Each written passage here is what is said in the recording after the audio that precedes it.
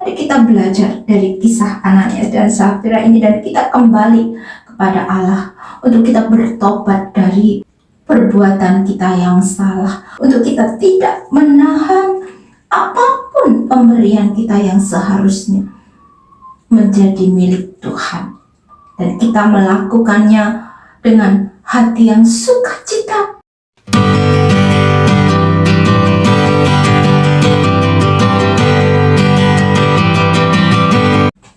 Salam, Bapak Ibu Saudaraku sekalian yang terkasih dalam nama Tuhan Yesus Kristus. Salam damai sejahtera di dalam nama Tuhan kita.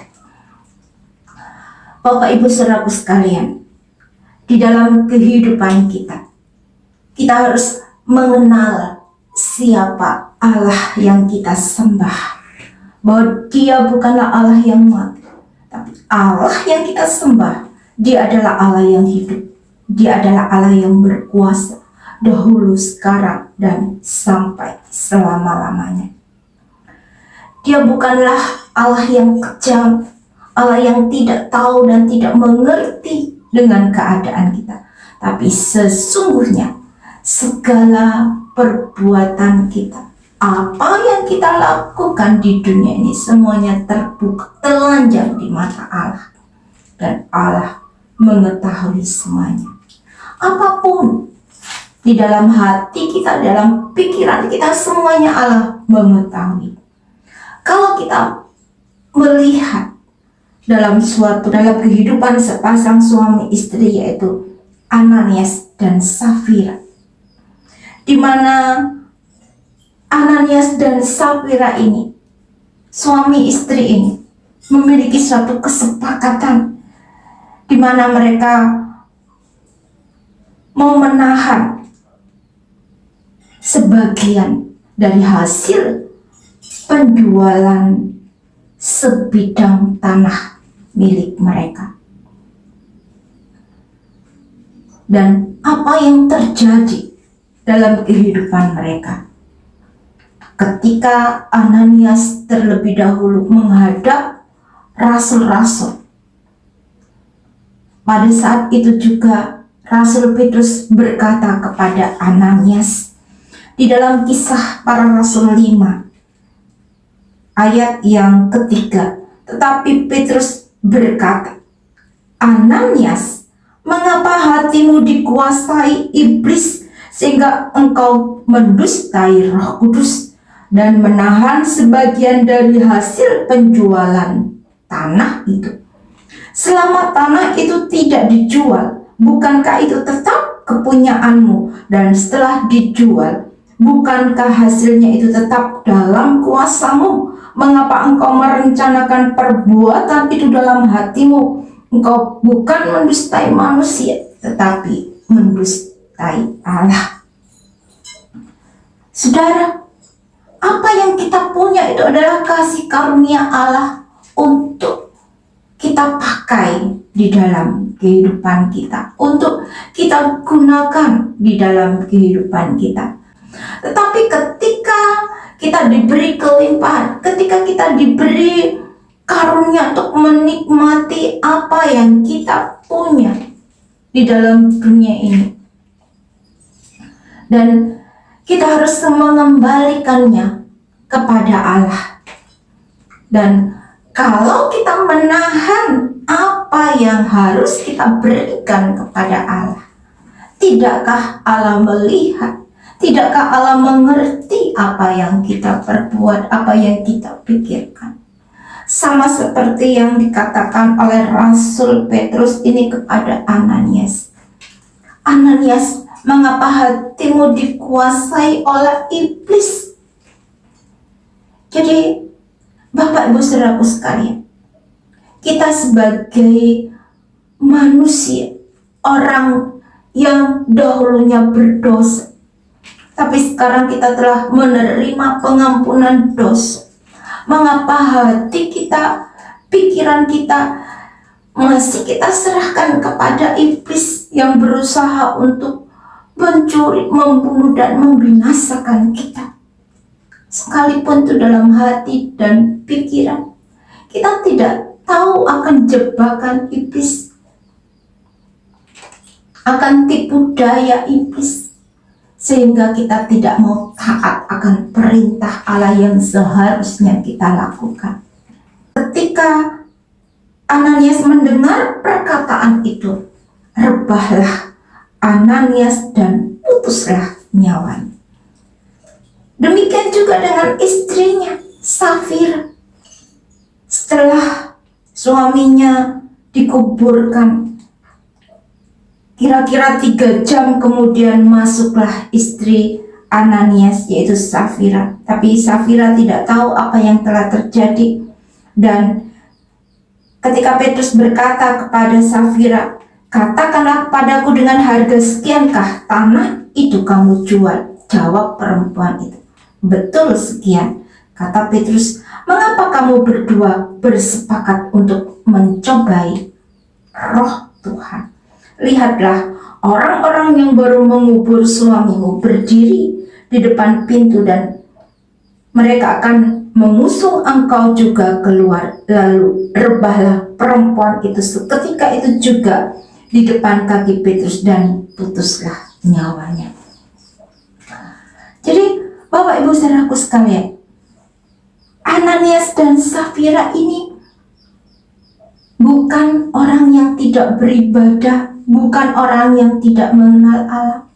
Mereka mungkin telah setia melakukan ibadahnya kepada Allah. Mereka setia bersekutu, berdoa, melayani Allah, melayani para rasul. Semua dilakukannya dengan setia. Jadi ketika Ananias dan Safira ini mencoba untuk menahan sebagian dari milik mereka, mereka telah menerima akibat dari perbuatan mereka, yaitu maut. Saudara, sungguh ngeri kalau sudah jatuh ke tangan Allah. Sama halnya dengan pengajaran pada akhir-akhir ini untuk meniadakan perpuluhan. Padahal firman Allah itu adalah perkataan Allah sendiri. Firman Allah itu adalah seorang pribadi, dialah Yesus Kristus Tuhan kita yang sudah datang ke dalam dunia ini dan menjelma menjadi manusia. Jadi apa yang sudah Allah firmankan tidak bisa dibatalkan, karena Allah siap sedia untuk melaksanakan apa yang sudah difirmankannya. Dan Allah ada di balik firman-Nya. Firman Allah itu adalah ya dan amin. Perpuluhan itu adalah perintah Allah untuk kita lakukan di dalam kehidupan kita.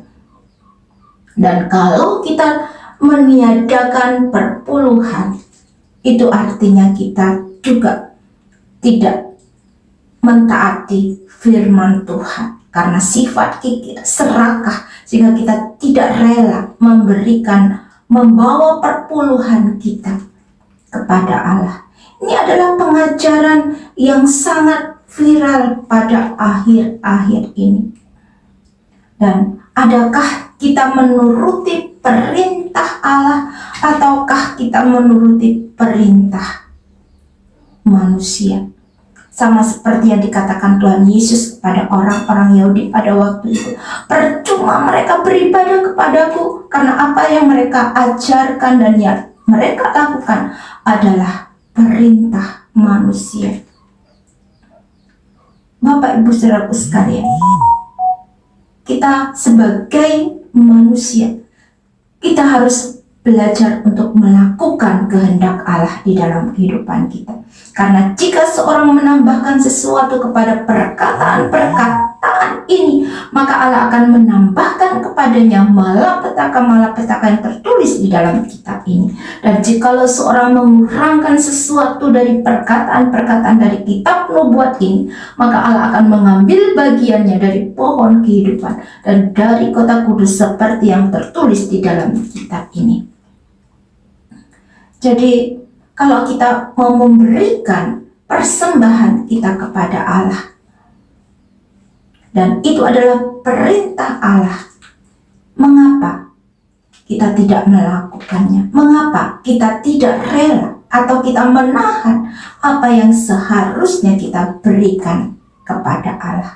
Karena Tuhan Yesus berkata, bukan setiap orang yang berseru-seru kepadaku, Tuhan, Tuhan, akan masuk ke dalam kerajaan sorga, melainkan dia yang melakukan kehendak Bapakku yang di sorga.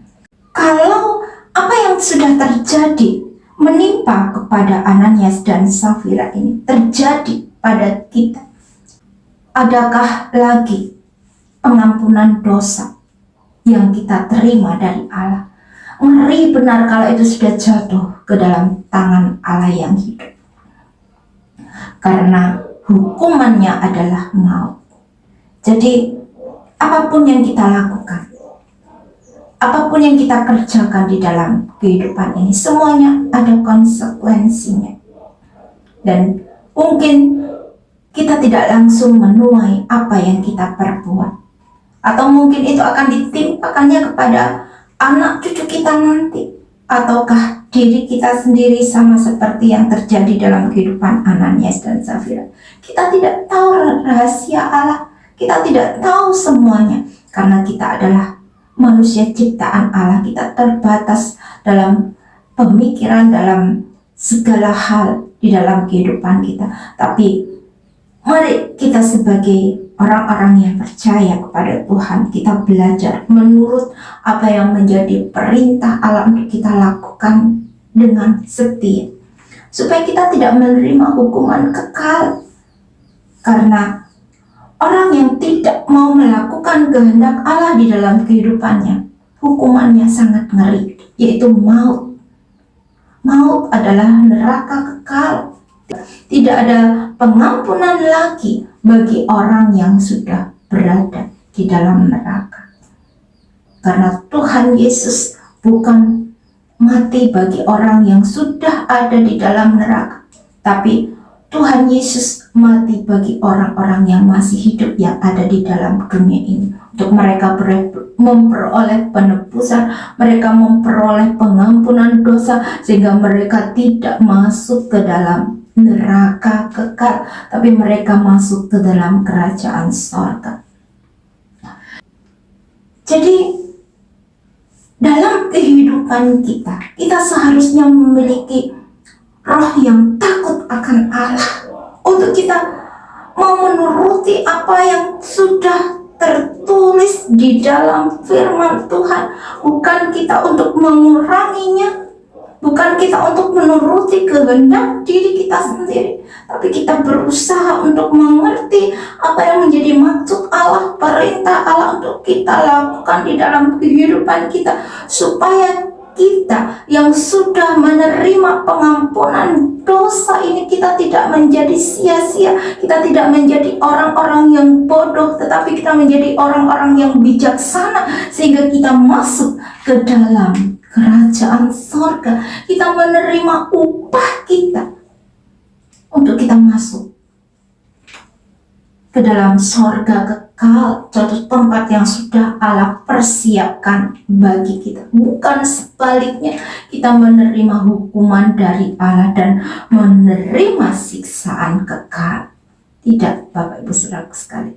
Mari kita belajar dari kisah Ananias dan Safira ini, dan kita kembali kepada Allah untuk kita bertobat dari perbuatan kita yang salah, untuk kita kembali kepada Allah, untuk kita tidak menahan apapun pemberian kita kepada orang lain, kepada sesama kita, kepada suami, istri, kepada anak-anak kita, terutama kepada para pelayan Tuhan, para penginjil, para pendeta, gembala-gembala sidang di mana kita digembalakan, untuk kita tidak menahan apapun pemberian kita yang seharusnya menjadi milik Tuhan, dan kita melakukannya dengan hati yang sukacita, dengan kerelaan hati, dan kita memberikannya kepada Tuhan. Maka semuanya akan menjadi puji-pujian, kemuliaan hanya bagi nama Tuhan saja. Puji Tuhan, berbahagialah setiap kita yang mendengar firman Tuhan dan yang melakukan di dalam kehidupannya. Tuhan Yesus memberkati kita sekalian. Sampai jumpa pada video selanjutnya. Haleluya.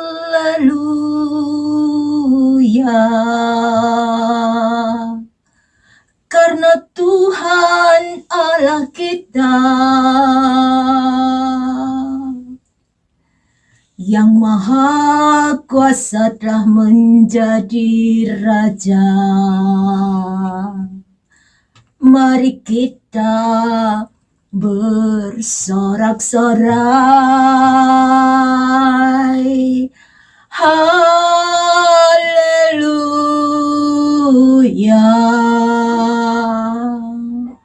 Perkawinan anak domba telah tiba. Pengantinnya telah siap sedia. Mari muliakan Dia.